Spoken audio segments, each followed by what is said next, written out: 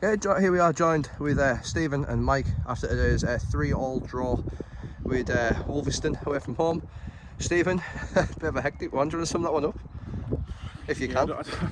Well, I don't think I've got enough time to sum it up really, but I mean, you know, a bit of a cliche, but absolutely a game of two halves. Spoiled completely by officiating today, you know, and I don't say that very often. It's not a thing, you know, that you say easily either, but it's absolutely the case today. You know, just a total lack of consistency. We've had 2 red cards, 3 penalties against us, 2 yellow cards, you know, and just a complete imbalance on the way that the game was officiated. But you know, outside of that, first half we weren't good enough, and that was nothing at all to do with the officiating, by the way. And second half, we showed you know, the levels of kind of commitment in you know, against adversity, to do what was needed. But it's like we just said to the lads there, it's so frustrating that we have to get to that point of the game in that fashion for them to really kind of show the level of aggression and kind of commitment to get the job done. But you know, and I know I sound really negative there, and in the end of the day, you know, getting a 3-3 with 9 men, we won the second half 2-0. It's absolutely superb, and the lads deserve all the credit for that. But it's a balanced act. Do you know what I mean? Between a poor first 45 and an exceptional second 45. Yeah, it's just elaborating on some points there, Mike. If you were betting on booking points today, you'd have an absolute stormer. But like Stephen's just said, we're in the face of adversity. Why does it take the lads to be in the face of adversity before they can actually kick someone on? That's the question I've just asked. If you had the answer, we wouldn't be in the position we are in the league, without a shadow of a doubt. I'd add as a guess we're probably in a couple more cup finals. We haven't done things enough and worked hard enough for each other, things like that. It's there. There's no hiding spot for the lads for it now because we've just showed it, so they ain't getting off it.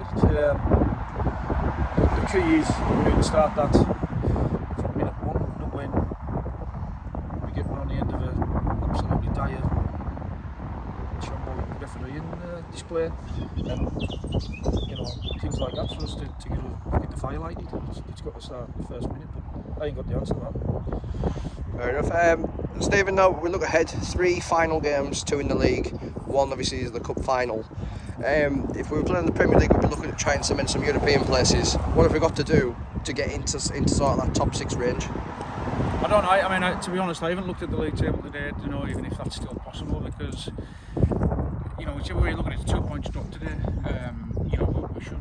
And I don't mean that disrespectfully to Wolviston. They're a good side, but when I know we've got probably 6 first team regulars missing today, and I still backed us with this, you know, with this squad that we had, because we were good enough and we showed that. But when you give 2 sloppy goals away, it's criminal. So I don't know if top 6 is still possible. But kind of looking, you know, it was 1 game ahead.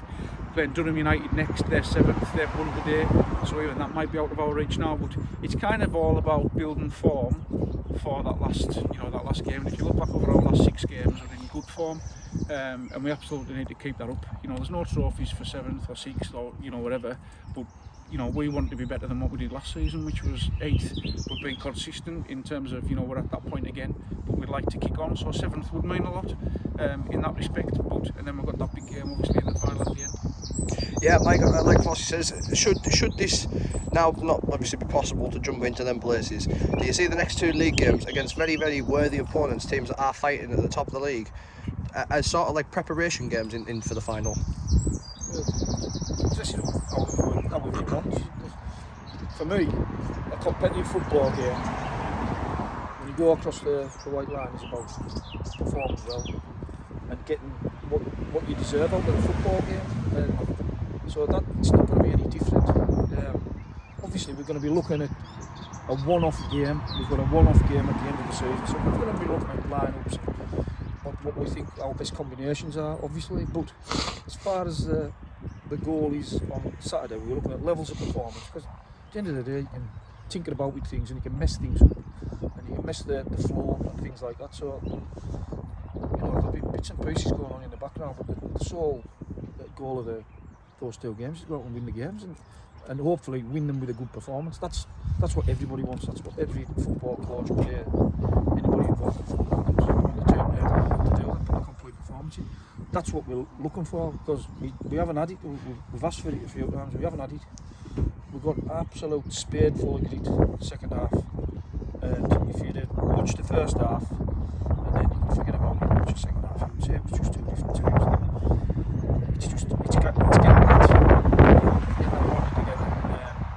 As I say, we nearly answered that. I'd probably be coaching in the Premier League, but I haven't got it. I'm just a roofer at the end of the day. So, but yeah, so there is it's no friendly games. There's no tinkering about or over tinkering or messing around. It's about the lads putting their hands up and put a hand on a shirt for the final.